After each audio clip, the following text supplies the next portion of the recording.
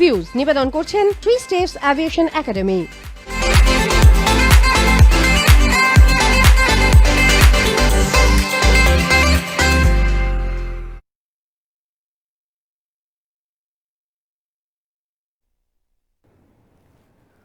নমস্কার, আরোহী নিউজে আপনাদের স্বাগত। আপনাদের সঙ্গে রয়েছে আমি ঋষিকেশ। নিউজ ভিউজে আজকে আমাদের বিষয় ইতিমধ্যেই নিঃসন্দেহে আপনারা জেনে গিয়েছেন। নীতিবিরোধ। কি কারণে নীতিবিরোধ বলছি? কারণ জাতীয় শিক্ষানীতি নিয়ে চর্চা চলছে সর্বত্রই। আমরা দেখেছি যে গতকালই রাষ্ট্রপতি এবং প্রধানমন্ত্রী ভার্চুয়াল বৈঠক করেন বিভিন্ন রাজ্যের রাজ্যপাল, শিক্ষামন্ত্রী এবং উপাচার্যদের সঙ্গে, বিভিন্ন বিশ্ববিদ্যালয়ের উপাচার্যদের সঙ্গে।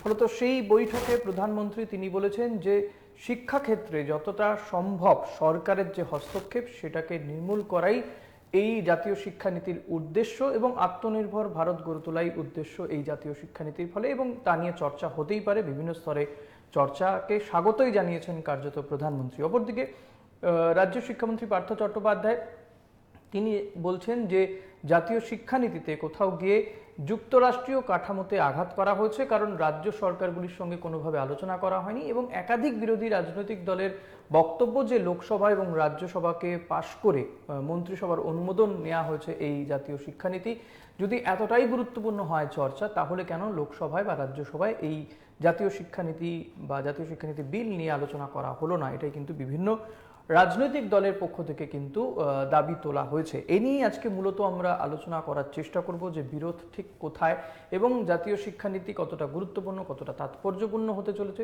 এবং কোথায় কোথায় মনে হচ্ছে যে সমস্যা রয়েছে। আমাদের সঙ্গে যারা রয়েছেন তাদের সঙ্গে আপনাদের আলাপ করে দিই। আমার সঙ্গে রয়েছেন বিজেপি নেতা পার্থ চক্রবর্তী। পার্থ, স্বাগত আপনাকে।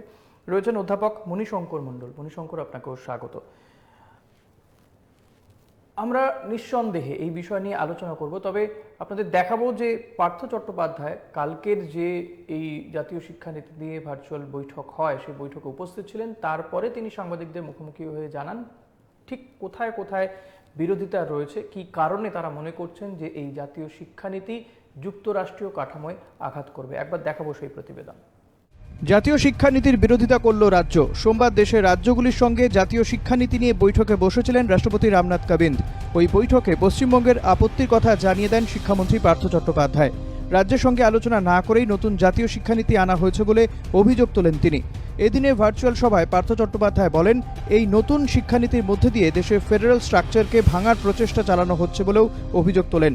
রাজ্যের শিক্ষামন্ত্রীর অভিযোগ, যখন গোটা দেশ করোনা পরিস্থিতিতে ত্রস্ত, তখন কিভাবে করোনা মোকাবিলা করা যায় তা নিয়ে না ভেবে নয়া শিক্ষানীতি প্রয়োগ নিয়ে ব্যস্ত সরকার। আলোচনার জন্য আরও সময় চেয়েছি বলে জানান পার্থবাবু। আমরা রাষ্ট্রপতিজিকে বলেছি আমাদের রাজ্যের অনেকগুলো বিধির উপরে আপত্তি আছে। এই যে multiple language system, common test concept national লেভেলে হবে ফর ইউজি লেভেল কোর্সেস, এবং এমফিল থাকবে না, এই রকম নানা বিষয়ে আমরা আমাদের আপত্তির কথা জানিয়েছি। জাতীয় শিক্ষানীতিতে বাংলা ভাষা বাদ পড়া নিয়েও এদিন সোচ্চার হন রাজ্যের শিক্ষামন্ত্রী। আমরা আমাদের প্রতিবাদ আগেও জানিয়েছি, আজকেও আমি মিটিংয়ে বলেছি। আমাকে সময় যা দেওয়া হয়েছিল তার মধ্যে যে বাংলা একটা ক্লাসিক্যাল ল্যাঙ্গুয়েজের মধ্যে বাংলা নেই। রবীন্দ্রনাথ, নজরুল, বিবেকানন্দ, তারাশঙ্কর, বঙ্কিমচন্দ্র, কার নাম বলবো? এই বিশাল যে ঐতিহ্য, যে সাহিত্য ভান্ডার বাংলাকে সমৃদ্ধ করেছে, জাতীয় সঙ্গীত যিনি রচনা করেছেন, সেই রাজ্যের ভাষাকে বাদ দেওয়া হয়েছে। আমরা এর তীব্র প্রতিবাদ করছি। 34 বছর পর ভারতীয় শিক্ষানীতিতে বড় পরিবর্তন এনেছে মোদী সরকার। নতুন জাতীয় শিক্ষানীতিতে অনুমোদন দিয়েছে কেন্দ্রীয় মন্ত্রিসভা। সেই নিয়ে সব রাজ্যের সঙ্গে বৈঠকে বসেন রাষ্ট্রপতি। এই বৈঠকে প্রধানমন্ত্রী নরেন্দ্র মোদী, সব রাজ্যের রাজ্যপাল উপস্থিত ছিলেন। ক্যামেরায় জয়ন্ত দাসের সঙ্গে বিকাশ ঘোষ, আরোহী নিউজ, কলকাতা। প্রতিবেদন দেখালাম আপনাদের এবং পার্থ চট্টোপাধ্যায় তিনি ঠিক যেমনটা জানাচ্ছেন যে যে জায়গাতে মূলত বিরোধ বলা হচ্ছে, একদিকে যেমন যে রাজ্য সরকারগুলির সঙ্গে বা রাজ্য শিক্ষামন্ত্রীদের সঙ্গে এই জাতীয় শিক্ষানীতি প্রণয়নের বা মন্ত্রিসভার অনুমোদনের আগে কোনো ধরনের আলোচনা করা হয়নি এবং বাংলা ভাষাকে ক্লাসিক্যাল ল্যাঙ্গুয়েজের মধ্যে রাখা হয়নি। এছাড়াও একাধিক বিষয় রয়েছে যেগুলো নিয়ে তারা বিরোধিতা করছেন। পার্থ চট্টোপাধ্যায় রাজ্য শিক্ষামন্ত্রী তিনি জানিয়েছেন। তবে আরেকটা বিষয়, প্রধানমন্ত্রী কিন্তু তার যে বক্তব্য সেই বক্তব্যতে কালকে পরিষ্কার করে দিয়েছেন যে শিক্ষাক্ষেত্রে যতটা সম্ভব সরকারের যে হস্তক্ষেপ, বিভিন্ন সময় আমরা দেখেছি অভিযোগ উঠেছে, বিশেষ করে এ রাজ্যের ক্ষেত্রেও আমরা দেখেছি যে বামেরা যখন ছিল তখনই অভিযোগ উঠত যে কোথাও গিয়ে সরকার তো বটেই এবং রাজনৈতিক একটি দলের হস্তক্ষেপ থাকছে বিভিন্ন ক্ষেত্রে, তা ছাত্র ভর্তি থেকে পাঠ্যক্রম, একাধিক ক্ষেত্রে এই অভিযোগ উঠেছে।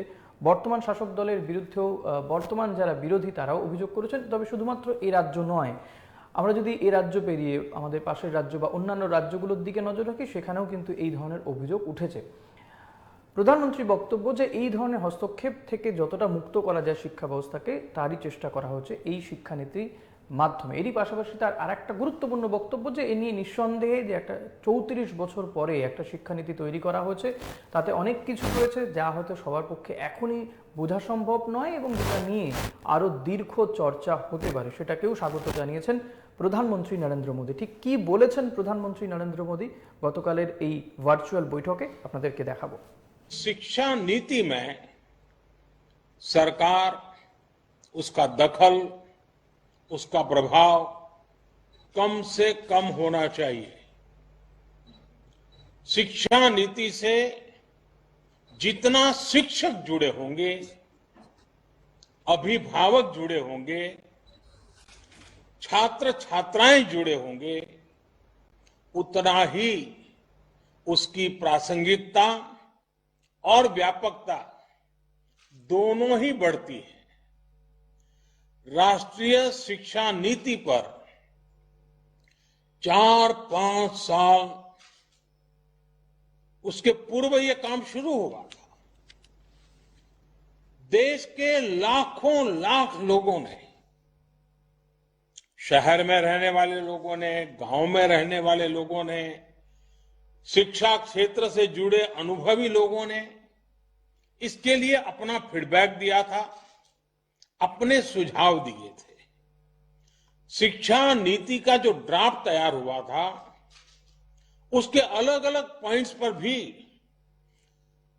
2 लाख से अधिक लोगों ने अपने सुझाव दिए थे।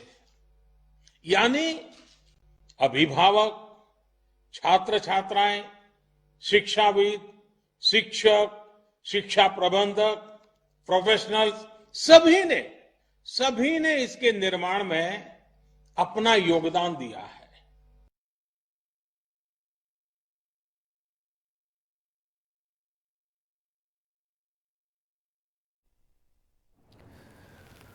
প্রধানমন্ত্রীর বক্তব্য আপনাদেরকে শোনালাম। আমি মণিশঙ্কর আপনার কাছে আসব। প্রধানমন্ত্রী বলছেন নিঃসন্দেহে এ নিয়ে চর্চা হতে পারে এবং দীর্ঘ 34 বছর পরে এমন একটি শিক্ষানীতি নিয়ে আসা হয়েছে, মূলত তা নিয়ে চর্চার অবকাশ রয়েছে, চর্চা হতেই পারে, তাকে স্বাগত জানাচ্ছেন।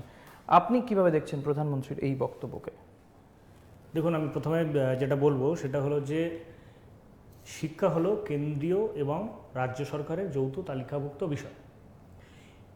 এটি 1950-এর আমাদের সংবিধান থেকে শুরু করে সমস্ত জায়গাতে এটা আগে টোটালটাই ছিল রাজ্য সরকারের অধীন শিক্ষাটা, কিন্তু 1976-এ ইন্দিরা গান্ধী জরুরি অবস্থার সময় এটাকে কেন্দ্রীয় এবং রাজ্য সরকারের যৌথ তালিকাভুক্ত ব্যাপার করেন। সেই জায়গা দাঁড়িয়ে কোনো রকম শিক্ষানীতি প্রণয়ন বা সেটাকে ইমপ্লিমেন্টেশনের জায়গায় পর্যাপ্ত আলোচনার প্রয়োজন এবং সেটা লোকসভা এবং রাজ্যসভা উভয় ক্ষেত্রেই, উভয় সংসদেই সেটা আলোচনার প্রয়োজন। আলোচনার প্রেক্ষিতে যেহেতু একটা আঞ্চলিকতার ব্যাপার, ভারতবর্ষ বহু ভাষাভাষী দেশ, প্রত্যেকটা অঙ্গরাজ্যগুলিকে তাদের মতামত এবং তাদের আঞ্চলিকতার ভিত্তিগুলোকে গুরুত্ব দিয়ে আজকে এই নতুন শিক্ষানীতি প্রণয়ন করার জায়গা ছিল।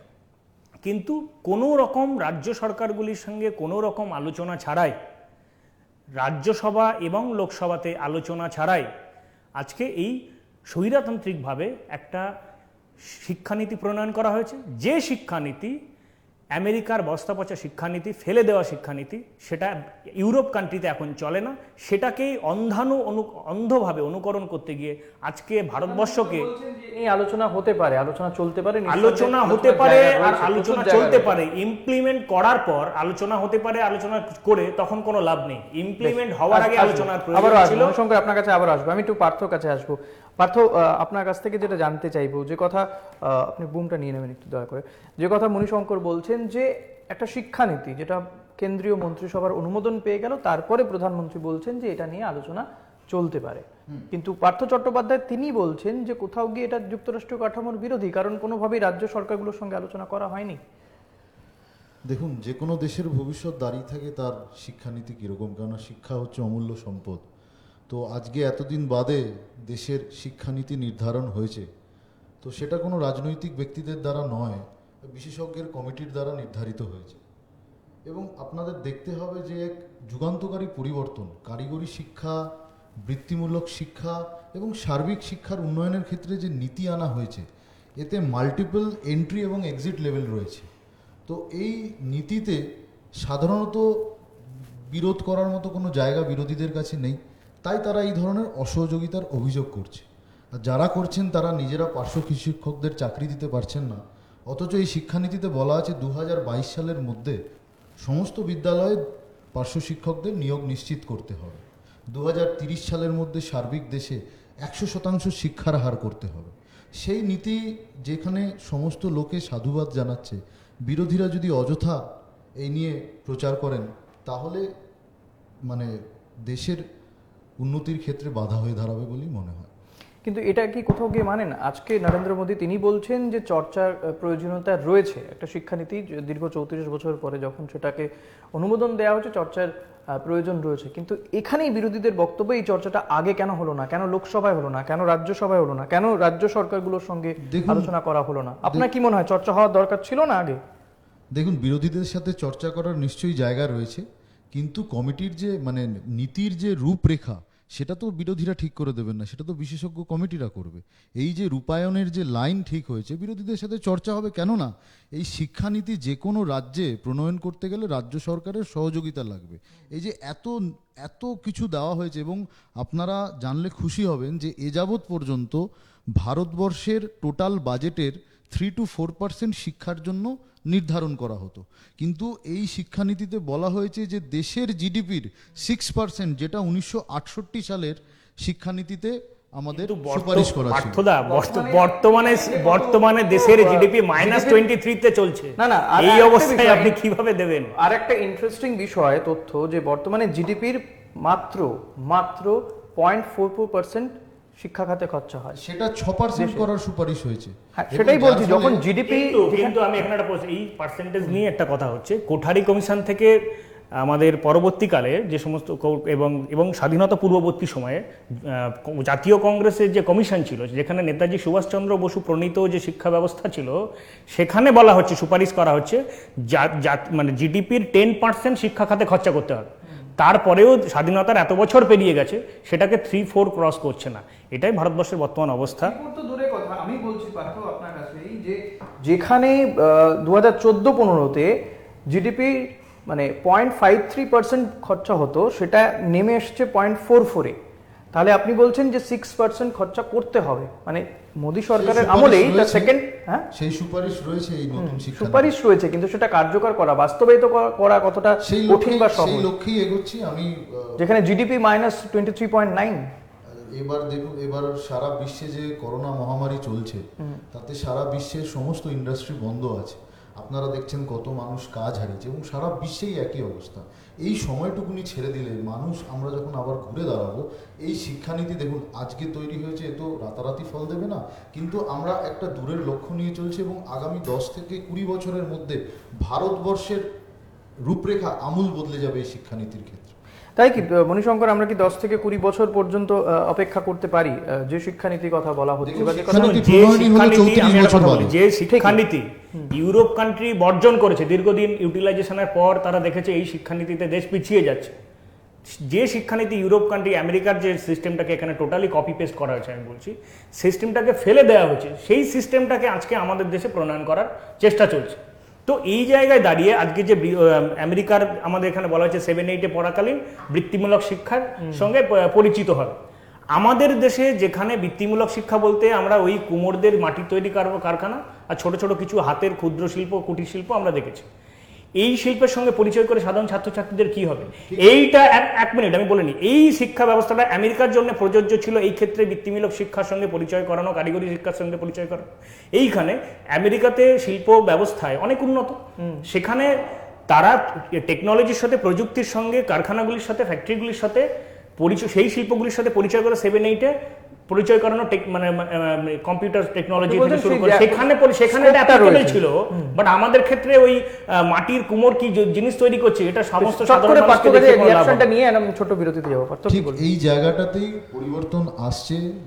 উনি যেটা বললেন যে এতদিন মাটির কুমোরদের কাছে নিয়ে যাওয়া হতো, কিন্তু ভারতবর্ষ বিশাল দেশ এবং আমাদের হস্তশিল্প, কুটির শিল্প এতটাই সমৃদ্ধ যেগুলো আমাদের কাছে অজানা। এই শিক্ষানীতির মাধ্যমে ছোট ছোট ছাত্ররা নতুনভাবে সেই হস্তশিল্প, কুটির শিল্পের সাথে পরিচিত হওয়ার সুযোগ হবে, যাতে আমাদের দেশের শিল্প, সংস্কৃতি, ঐতিহ্য সারা বিশ্বের কাছে পৌঁছে যেতে পারে।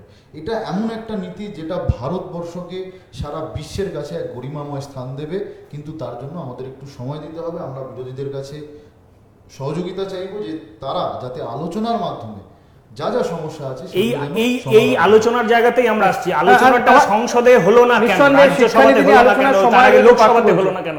আলোচনার কথাতে একটা ছোট্ট বিরতিতে যেতে হবে, বিরতির পরে ফিরে আসছি এই আলোচনায়, আপনারা সঙ্গে থাকবেন।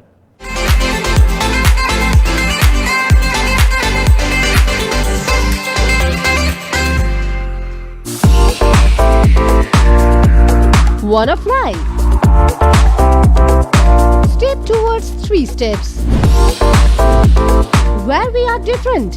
World-class infrastructure,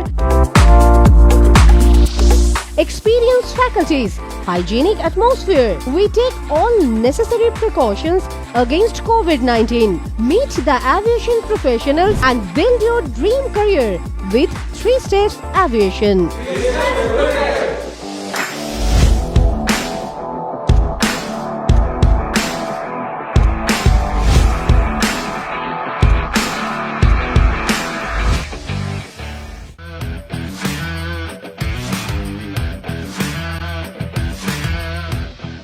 Welcome to Sinha Group of Companies, your genie in a bottle. Career advancement opportunities in aviation and hospitality.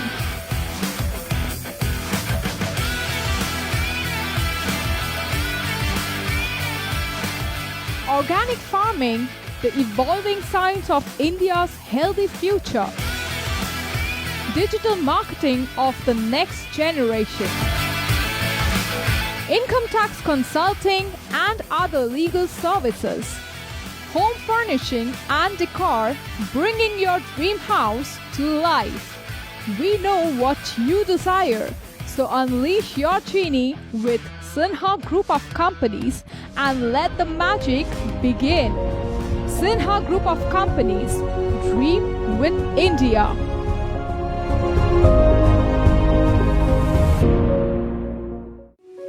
এক ডাকেই যাকে পাই, আরোহী ফাউন্ডেশন একেবারেই তাই। 8 থেকে 80-র জন্য এক ডাকে সাড়া দেয় আরোহী ফাউন্ডেশন। দুস্থ মানুষের পাশে দাঁড়ানোর জন্য অঙ্গীকারবদ্ধ আরোহী ফাউন্ডেশন। ছাত্রছাত্রীদের সফল ভবিষ্যতের জন্যই নিবেদিত আরোহী ফাউন্ডেশন। আরোহী foundation, solution for every need. Your bazaar, our bazaar. Welcome to onestopbazaar.com, where you can get all your necessary stuff, starting from souvenir to t-shirts, shoes and many more handmade antique stuffs are available just under one roof.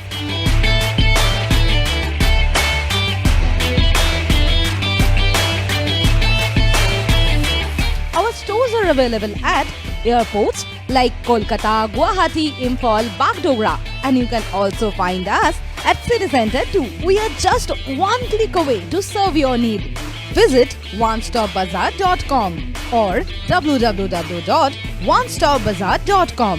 Feel the Indiana.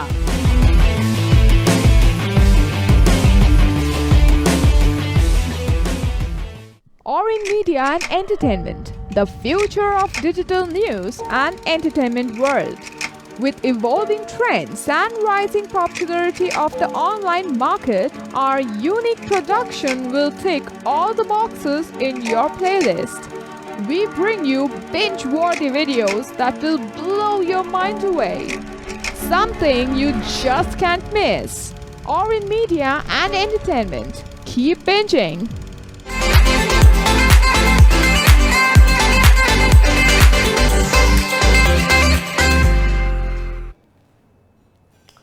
ফিরে এলাম বিরতির পর। আপনারা দেখছেন আমাদের বিশেষ অনুষ্ঠান নীতি বিরোধ। জাতীয় শিক্ষানীতি নিয়ে যে বিরোধিতার পথে হাঁটছে এ রাজ্য সহ একাধিক রাজ্য, যদিও দেশের প্রধানমন্ত্রী নরেন্দ্র মোদী তার বক্তব্য যে জাতীয় শিক্ষানীতি নিয়ে আলোচনার জায়গা রয়েছে, আলোচনা হতেই পারে।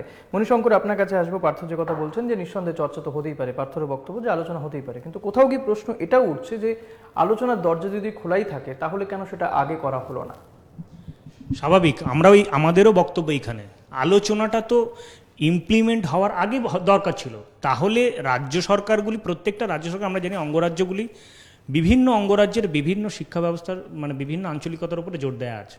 তো সেই জায়গায় দাঁড়িয়ে আজকে রাজ্যগুলিকে যদি গুরুত্ব দেওয়া হতো, যেহেতু শিক্ষা আমাদের বারবার বলছি যে যুক্তরাষ্ট্রীয় কাঠামোর যৌথ ব্যাপার, সেই যৌথ ব্যাপার যখন, তাহলে একা কেন কেন্দ্রীয় সরকার একটা স্বৈরাচারীভাবে, স্বৈরতান্ত্রিকভাবে তিনি একা সিদ্ধান্ত নিলেন, যেখানে সংবিধানে বলা হচ্ছে 1976-এ ইন্দিরা গান্ধী প্রণয়ন করছেন যে কেন্দ্র এবং রাজ্যের যৌথ তালিকাভুক্ত ব্যাপার। তার আগে ছিল টোটালটাই রাজ্য সরকারের অধীন, এবং সেই 1950-এ রাজ্য সরকারের অধীন ছিল সমস্ত শিক্ষা, স্কুল শিক্ষা থেকে বিশ্ববিদ্যালয় পর্যন্ত। পরবর্তীকালে কোঠারি কমিশন বলছে, আমি একটা কোট শোনাচ্ছি, বলছে ভারতের যা বাস্তব অবস্থা তার বিচারে শিক্ষাকে রাজ্য সরকারের দায়িত্বে রাখা সর্বোৎকৃষ্ট ব্যবস্থা। তারা এই অভিমত দিয়েছিলেন। পরবর্তীকালে বলছে শিক্ষাকে সংবিধানের যুগ্ম তালিকায় রাখলে অবাঞ্ছিত কঠিন কেন্দ্রিকতার সৃষ্টি হবে। এটা কোঠারি কমিশন 1966-এ সুপারিশ করছেন। তারপরেও ইন্দিরা গান্ধী স্বৈরাচারীভাবে তিনি 1976-এ জরুরি অবস্থার সময় তিনি কেন্দ্র এবং রাজ্য সরকারের যৌথ তালিকাভুক্ত করেন শিক্ষাকে। তো সেই সিস্টেমটাকে মেনেই তো পরপর চলছে। তাহলে যেখানে রাজ্য সরকারকে শিক্ষা খাতে টাকা ব্যয় করতে হয়, রাজ্য সরকার সেখানকার কৃষ্টি কালচারের উপরে দাঁড়িয়ে একটা শিক্ষার অ্যাটমসফিয়ার গড়ে ওঠে, তার উপরে গুরুত্ব দিতে হয়, তাহলে এই রাজ্য সরকারগুলির মতামতকে, আঞ্চলিকতাকে কেন গুরুত্ব দেওয়া হলো না? কেন গুরুত্ব দেওয়া হলো না পার্থ? নিশ্চিতভাবেই গুরুত্ব দেওয়া হয়েছে। আমি একটু মন দিয়ে শোনার জন্য সেটা বলছে রূপায়ণের পরে কেন আগে আলোচনা হলো না? দেখুন, একটা নীতি প্রণয়ন করার জন্য বিশেষজ্ঞদের দরকার হয়, রাজনৈতিকদের নয়। কিন্তু নীতিটা যখন প্রণয়ন হবে, নীতি তো প্রণয়ন হতে পারে, তাদের থেকে সুপারিশ নেওয়া হতে পারে, যেটা তার আগে 18 যেখানে কমিশন ছিল, কমিশন থেকে শুরু করে রূপরেখাটা কি হবে, কি কি পার্ট হতে পারে, বা কিভাবে সিলেবাস ভাগ করা যাবে, বা কোন কোন আপনি যেভাবে এখন ভাঙা হয়েছে, যেভাবে যে মাধ্যমিক হবে না, এই বিষয়গুলো একজন বিশেষজ্ঞ তার মতামত দিয়েছেন, তিনি তৈরি করে দিয়েছেন। কিন্তু এটা যে রূপায়ণ করা হবে সেটা তো একজন রাজনৈতিক, এর আগেও তো অনেক কেন্দ্রীয় সরকার ছিল। কোঠারি কমিশন করেছে 66-এ, 71-এ আমাদের করেছিলেন গজেন্দ্র গাদকার কমিশন। তারপরে আমাদের তার আগে 1950-এর আগে যখন ভারত পরাধীন ছিল, সেই সময় জাতীয় কংগ্রেস তার বিভিন্ন কমিশন তৈরি করে তাদের থেকে সুপারিশ নিয়েছেন। তারপর কিন্তু বিভিন্নভাবে আলোচনা হয়েছে, আলোচনা হওয়ার পর সেই বিষয়গুলোকে ইমপ্লিমেন্ট করা হয়েছে। কিন্তু এক্ষেত্রে কেন আলোচনা হলো না?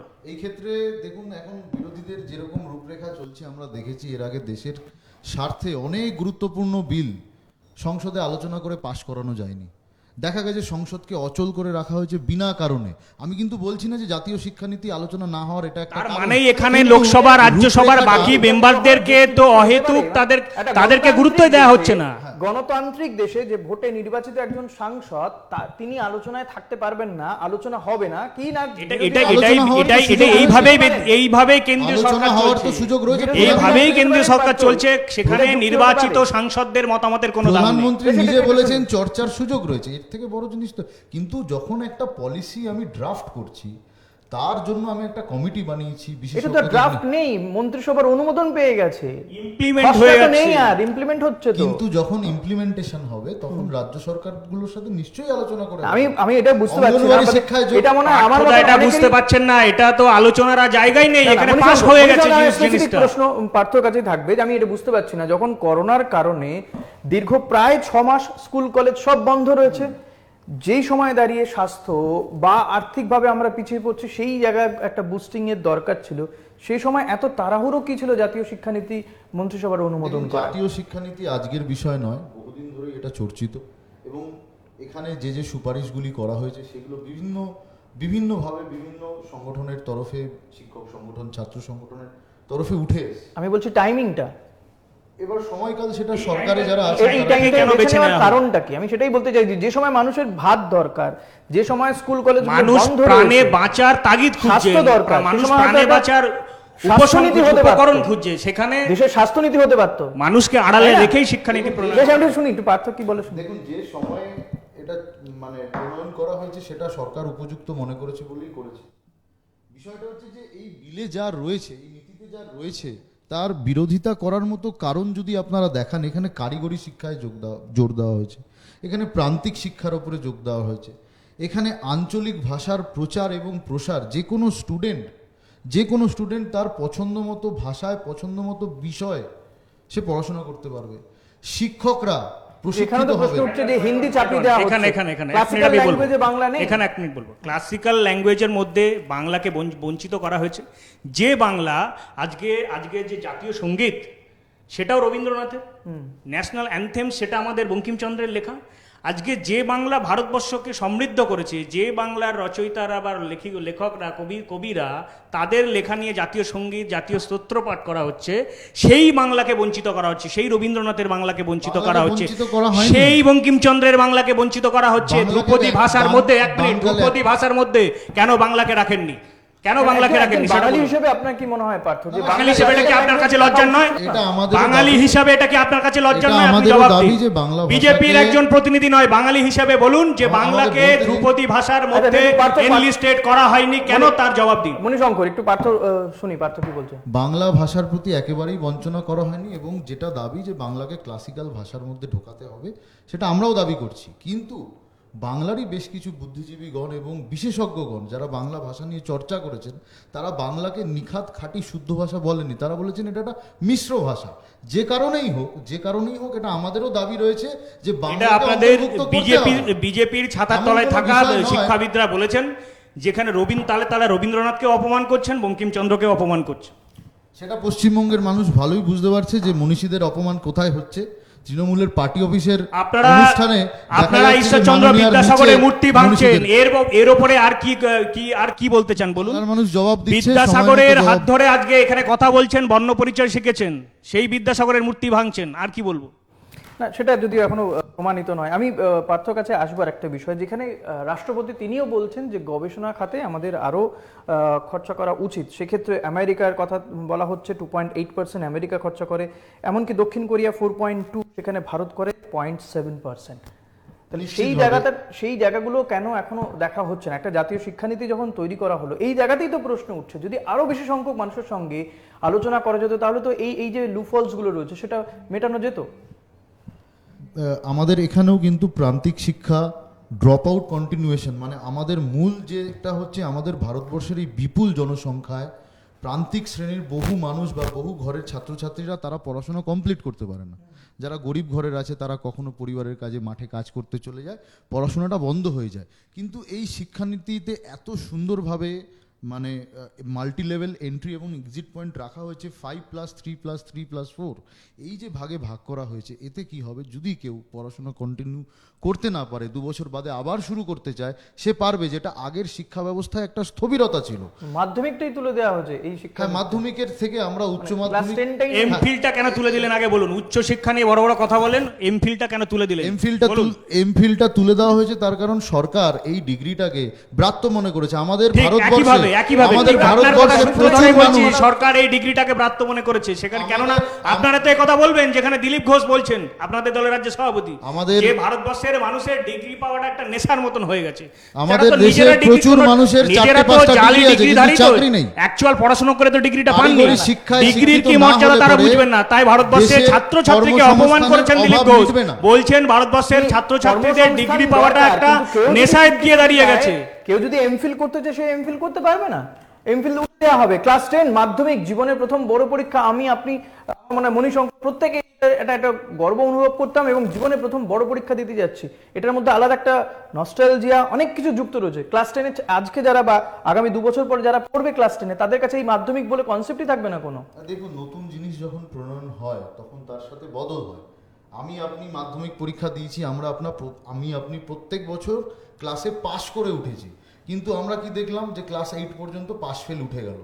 মানে কার মেধার কি বিচার সেটা আর করা হলো না। তো শিক্ষানীতি নতুন আসছে, এইখানে যেমন ধরুন যারা কলেজ ড্রপ আউট হয়, আমাকে শেষ করতে দিন। যারা কলেজ ড্রপ আউট হয়, ধরুন 3 বছরের কোর্স থাকে, ধরুন প্রথম বছর পড়াশোনা করে কেউ যদি বেরিয়ে যায় সে সার্টিফিকেট পাবে, দ্বিতীয় বছরের পড়াশোনা কমপ্লিট করলে সে ডিপ্লোমা পাবে, তৃতীয় বর্ষের পড়াশোনা কমপ্লিট করলে সে ডিগ্রি পাবে, এবং সে যদি চায় সে 4 বছরই পড়াশোনা করে আরও 1 বছর সে মাস্টার্স ডিগ্রির জন্য করতে পারবে। আমরা ভাগ করেছি যাতে বেশি সংখ্যক মানুষের কর্মসংস্থান হয়, বেশি সংখ্যক মানুষকে, এবং একদম ভারতবর্ষের প্রত্যন্ত জায়গায়, হিমাচল প্রদেশের পাহাড়ি দুর্গম এলাকায় যেখানে স্কুল চলে সেখানেও যাতে সমান ব্যবস্থা পৌঁছে দেওয়া যায়, সেই জন্যই এই নীতিটা প্রণয়ন করা হয়েছে, যাতে অনেকটা এমন একটি নীতি যেখানে হিস্ট্রির সঙ্গে ফিজিক্স পড়া যেতে পারে। হ্যাঁ, এটাও রয়েছে। হ্যাঁ, যাবে। কেননা একটা ছাত্র তার যে বিষয়ে উৎসাহ রয়েছে, সে যে বিষয়ে পড়তে চায়, জানতে চায়। ধরুন কোনো ছাত্র অঙ্ক ভালো করে কিন্তু তার ইতিহাস সম্পর্কেও জানতে ইচ্ছা করে, এই যে বর্তমান শিক্ষানীতিতে যে অন্তরায়টা ছিল সেই বাধাটাকে কাটিয়ে দেওয়া। সেটা কি আদৌ সম্ভব? মানে বাস্তবে কি এটা সম্ভব যে ছেলেটি অঙ্ক ভালোবাসে তাকে ইতিহাস সে যদি পড়তে চায় পড়তে পারবে? এটা সম্পূর্ণ ছাত্রের ইচ্ছার উপর। শিক্ষা ব্যবস্থায় যে স্পেশালাইজেশনের যে ব্যাপারটা ছিল, যে এই বিষয়ে বিশারদ এক্সপার্ট, সেই জায়গাটাকে তুলে দেওয়া হচ্ছে। একটা জগা খিচুড়ি মার্কা দিশাহীন শিক্ষা ব্যবস্থা করছে, যে যেমন খুশিভাবে ছুটবে, যেমন খুশিভাবে চলবে, তার কোনো স্পেশালাইজেশন থাকবে না, কোনো এক্সপার্ট তৈরি হবে না। ভারতবর্ষে কোনো শিক্ষাবিদ বা কোনো বিষয়ে পার্টিকুলার সেই শিক্ষার বিষয়ে কোনো এক্সপার্ট ভারতবর্ষ থেকে আর তৈরি হবে না। যেমন আগে অর্থনীতিতে এক্সপার্ট থাকতো, অর্থনীতি থাকার পর মানে আমাদের যে সোশ্যাল সায়েন্স সেখানে এক্সপার্ট থাকতো, সায়েন্সের এক্সপার্ট থাকতো, আর কোনো রকম এক্সপার্ট তৈরি হবে না। ভাগ রয়েছে। আর একটা ব্যাপার যেটা ভারতবর্ষে এত এক্সপার্ট থেকেও, মানে ধরুন পশ্চিমবঙ্গে বিশেষ করে বেকারত্বের সংখ্যাটার হার আশা করি আমার থেকে আপনি ভালো জানেন। ভারতবর্ষে বেকারত্বের হার কত? বছরে 2 কোটি চাকরি কোথায় গেল আগে সেটা জবাব দিন। কারিগরি শিক্ষায় জোর দিচ্ছি 30,000 কর্মী যাতে ভারতবর্ষ আত্মনির্ভরতার ক্ষেত্রে লেগে যায়। সেগুলোকে জবাব দিন। কিন্তু গোটা দেশের ক্ষেত্রে কর্মসংস্থান, স্টেট ব্যাংক থেকে 30,000 কর্মীকে ছাঁটাই করছেন কেন? জবাব দিন আগে। আমরা খুবই খারাপ, যদিও আমাদের আজকের এই প্রসঙ্গ নয়, কিন্তু নিঃসন্দেহে এই নিয়ে বিরোধিতা যেমন রয়েছে রাজ্য সরকারের পক্ষ থেকে, কেন্দ্রীয় সরকার তারা তাদের মতন যুক্তি দেখাবে, কিন্তু এটাও প্রশ্ন যে কেন এই বিষয়টিকে সংসদ থেকে স্কিপ করা হলো, কেন আলোচনা করা হলো না? আরো বেশি সংখ্যক মানুষের সঙ্গে আলোচনা হলে আরো বোধহয় ধোঁয়াশাগুলো কেটে যেত। মণিশঙ্কর এবং পার্থ, আপনাদের দুজনকেই অসংখ্য ধন্যবাদ জানাবো আজকের এই অনুষ্ঠানে আসার জন্য। তবে এই বিষয়ে আমাদের নিঃসন্দেহে আরো আলোচনা হয়তো হবে, আগামী দিনে আলোচনা করতে হবে। আমরাও আশা করব যে কেন্দ্রীয় সরকার, রাজ্য সরকারগুলির সঙ্গে এবং আরো বিশিষ্ট শিক্ষাবিদদের সঙ্গে আলোচনা করে তারপর যেন এটা বাস্তবায়িত হয়। যদিও মন্ত্রিসভার অনুমোদন হয়ে গিয়েছে, কিন্তু এখনো বাস্তবায়িত হয়নি। বাস্তবায়িত হওয়ার আগে যেন আরো বেশ কিছু আলোচনা হয়। যে ধোঁয়াশাগুলো এখনো রয়ে গিয়েছে, সেই ধোঁয়াশাগুলো বা সেই জটগুলো যেন কাটে, এই আশা রেখে আমাদের আজকের এই অনুষ্ঠান শেষ করব। আপনি দেখতে থাকুন নিউজ।